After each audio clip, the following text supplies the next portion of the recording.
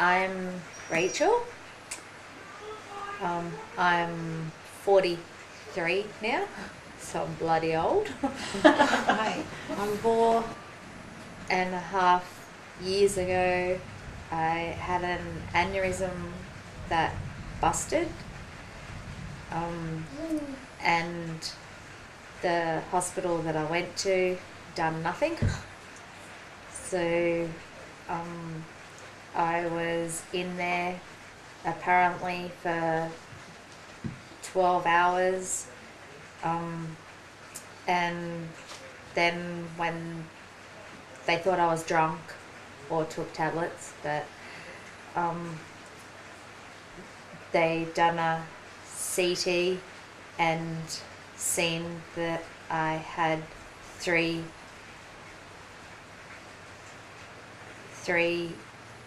things that were busted.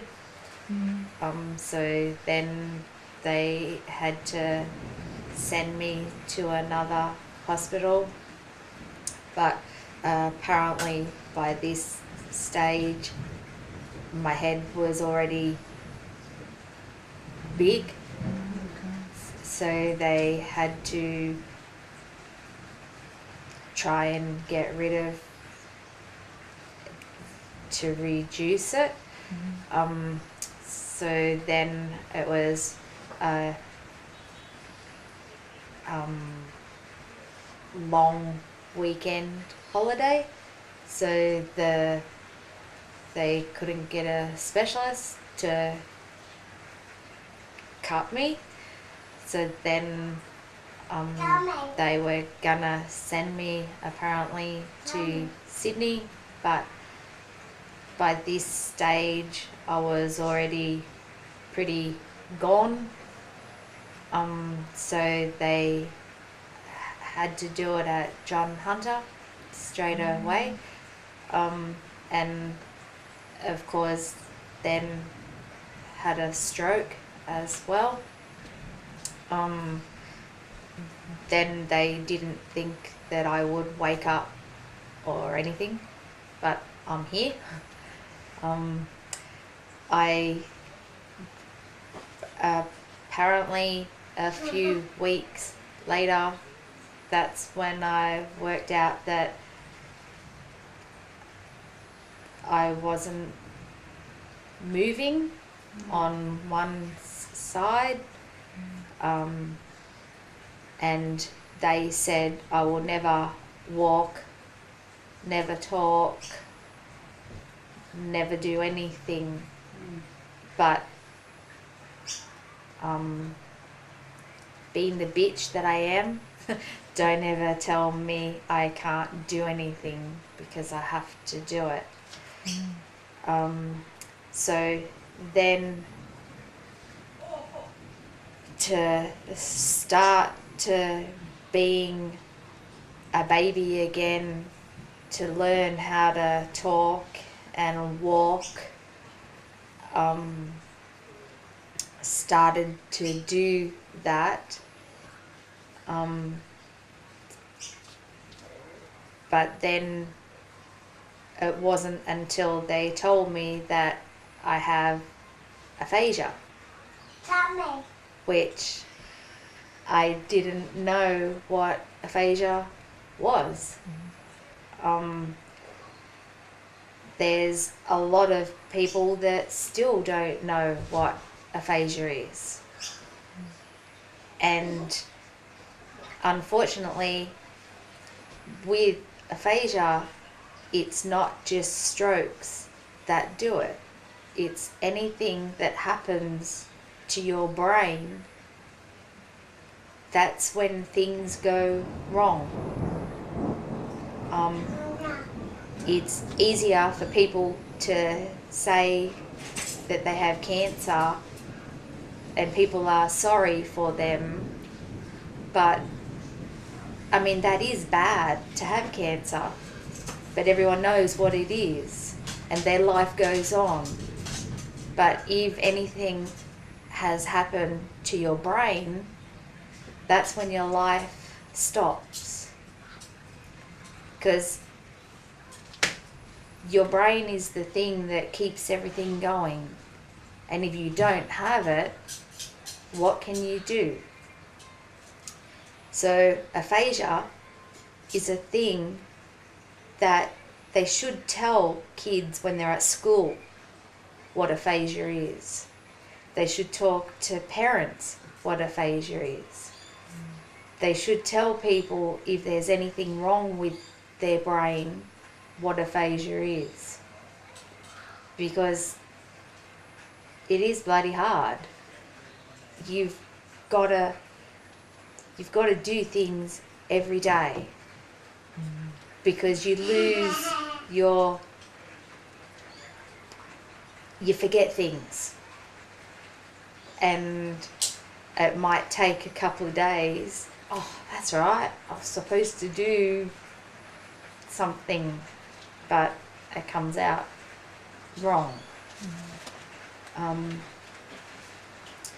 It's hard when you lose half your body. It's easy for hospitals to say, oh well, you're okay, you're walking now, you're talking a bit, you know, piss off, we don't need you now. But it's wrong. When you have aphasia, you are supposed to do it every day, because you lose your speech, your reading, writing, spelling. You lose everything. You kind of hope that you're going to be okay, but unless you do it by yourself,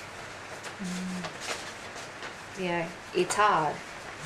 Your friends, it's easy for your friends to say, oh, look at you now, you look so good.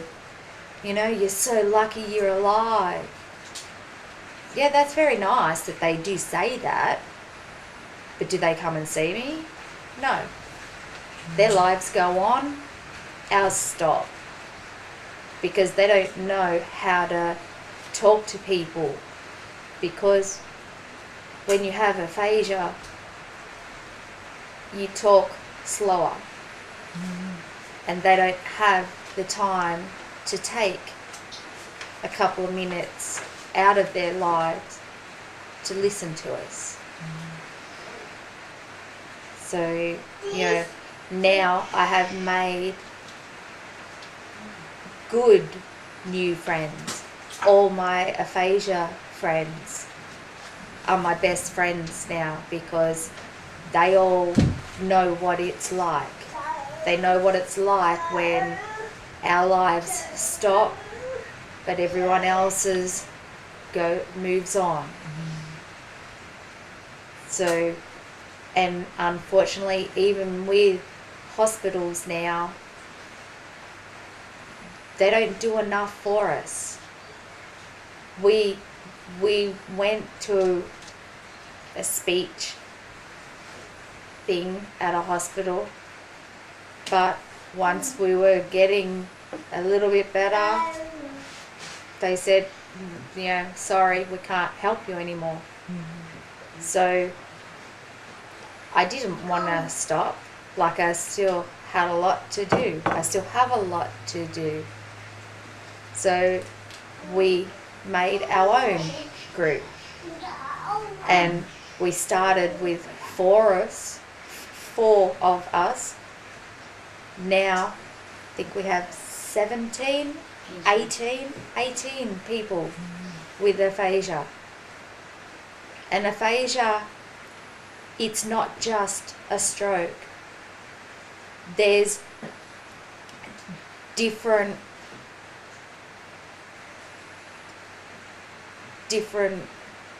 ways of getting aphasia. So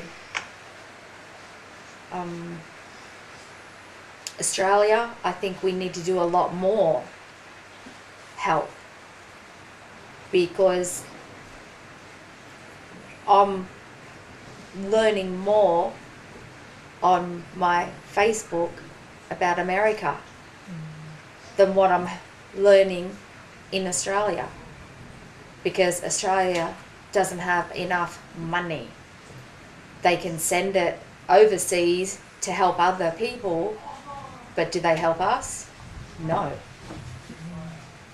So, we have to do it ourselves. I had to do everything myself when I was kicked out of hospital. So, it's hard. But I drive now, which is good. They told me I would never drive, but I had to get that back. So if you really want to do things, you've just got to do it. Because honestly,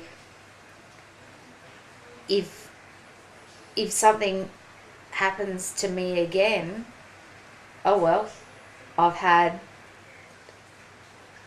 a good few years doing things now, things that they said I will never be able to do. I even went back to work. It's hard. Children. Yes, now I have both my children living with me again. So it was hard. It still is hard because unfortunately my kids are in the age where their lives are still going on, but mine, just, but it is good to have both my kids. Sometimes I wish my kids could understand what aphasia is. It's, people think it's too easy to say, oh, but look at you, you look fine. I might look okay, but it's hard to keep everything in there. By tonight, I will probably forget a lot of today. It will now take me another 3 days for me to remember everything that I done. But life goes on. I guess I just let it come out because I used to stress a lot and I take everything in and, worry about it and depress. Me too. But depression is also another thing that if you want to keep doing things, you've got to try and get over it. Some days I don't want to get out of bed. Some days I do think, why am I like this? Am I going to see anyone today? Is any of my friends going to want to come and see me? And then I get down and down and then I think, no, get up. You've still got to make your bed. You've still got to do the washing. There's things that I have to do because who else is going to do it? And I don't want to, I don't want to sit every day. Sometimes it is hard. My right side does hurt a lot, but I don't care. I just want to keep on going. I'm still trying to remember some of the food that I used to cook. Like, it's hard. Things that used to take half an hour to do the full meal now could take me 2 hours. And I do get very cranky with myself. I get the shits, I get cranky, because I think, why did that take me so long? But I suppose at least I am still doing it. If it takes a bit slower to get some things out, oh well, you know, just gotta do it. When I had to move back home with my parents, if they would ask me what did I want, what vegetables did I want with dinner, and one that I remember that I couldn't get it out, so I went, "What's up, Doc?" Carrot. So how weird was I? I couldn't say carrot. So I had to just, "What's up, Doc?" Like I could get it all out except one thing. Carrot. You've got to, you can, you know, I wasn't gonna not get it out. I just, you've just got to get those things. And that's the thing, you know, if you can't, like we know them up here. We know exactly what it is in our brain, but to get it from here and to come out, you know, that's where we are slower. But, and unfortunately, that's when friends leave us alone because it's too hard for them to take that couple of minutes to let us get it out. I mean, the hardest thing is, and I seen it on a shirt that I know exactly what it says.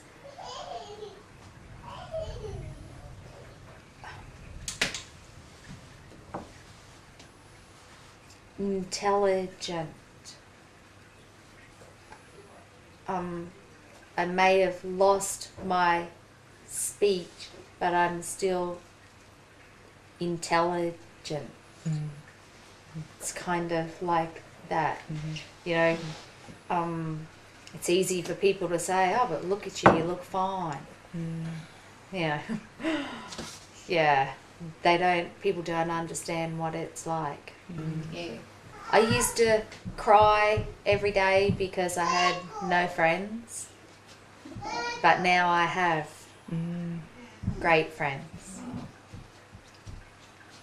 Yeah, it does hurt me. I used to help people all the time, but now who helps me? You can have a bad car accident and your life is gone. Because that's when the brain, you know, you've got to have the brain. But once the brain is half gone, that's when your life changes. And that's where aphasia comes from. You know, and that's where it's easy for people to say, "Oh, look at him, you know, he had a car accident. Look at him now." You know, why don't they say, "Oh, look, you know, he had a bad accident, you know, now he has aphasia." You know, people don't know what aphasia is. Now I have aphasia. Yeah, that's right. Me too. Yes. Yeah, I didn't put mine on. Mine I haven't taken mine since I've had it. was very, really? very This is lucky. probably The lady from Queensland sent me this because I wanted it. Like, I'm starting to use Facebook. It's hard. I'm still getting there, but yeah. But yeah, now we all have our bracelet, and I haven't taken it off. Get it out, because I don't have to worry if people think, "Oh my God, here we go again." I don't care. You know, I want people to learn what aphasia. I mean, Even on the TV, there's a lot of things. If you have melanoma, there's Big one at ads the for moment. that. If you have breast cancer, there's ads on TV for that. You know, you have no, stroke. if you have a bad accident, It's stroke. there's so. ads there. Strokes, Yeah. One. there's an ad. One. Only one, yeah. But what about aphasia? You know, because aphasia isn't just for adults. No. It's for young kids as well. They can have it when they're born and their lives start then, and they have to live with that for the rest of their life because it's not a thing that with aphasia that once you start walking, that's like, yes, but you've got to keep going. Aphasia, What? I don't exactly know. It's a language disability. There we go. Yeah. See, and like, I've got aphasia, but I'm still learning a lot about it. And it's a thing that it should be on the TV for people to know exactly what it is. But unfortunately, here in Australia, sorry Australia, but really you aren't doing anything. The hardest thing that they don't understand, aphasia has the biggest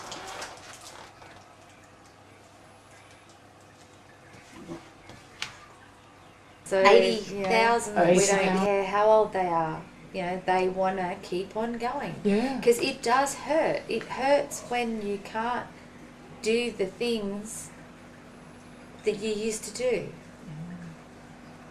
To know exactly what it is in here, but to get it out. You know, it does hurt.